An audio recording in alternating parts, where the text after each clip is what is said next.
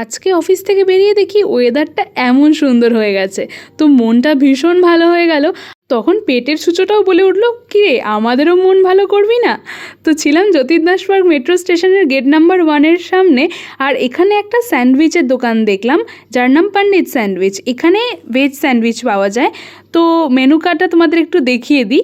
যদিও আমি এটা মানি যে বাঙালি হয়ে রাস্তায় বেরিয়ে ভেজ খাবো, এটা তো পয়সা নষ্ট, কিন্তু তাও মাঝের মধ্যে ট্রাই করলে খারাপ কি, তাই না? তো আমি ফার্স্ট অর্ডার দিয়েছিলাম পনির চিজ স্যান্ডউইচ। দেখলাম দাদা আমুলের সমস্ত জিনিসপত্র ইউজ করছে, সসটাও কিষানের ইউজ করছে, তো দেখে বেশ ভালো লাগলো। তো অর্ডার দেওয়ার 5 মিনিটের মধ্যেই চলে এলো হাতে পনির চিজ স্যান্ডউইচটা। পনিরের পরিমাণ বেশ ভালোই ছিল। আর দেখো আমি কীরকম আতেল, গরম খাবারটা সঙ্গে সঙ্গে মুখে পুরে দিয়ে মুখ পুড়িয়ে বসে আছি।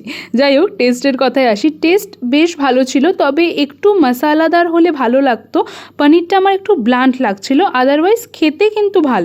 আর চাটনি দিয়ে কিন্তু বেশি ভালো লাগছে, মানে চাটনিটা যদি না হতো আমার অতটা ফ্লেভারফুল লাগতো না এটা।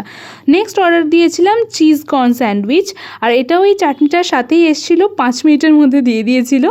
আর এইটা খেয়ে যেটা বুঝলাম, পনির স্যান্ডউইচটার থেকে এইটা বেশি ফ্লেভারফুল, মানে এটা একটু মশালা ছিল, তো খেতে বেশি টেস্টি লাগছিল।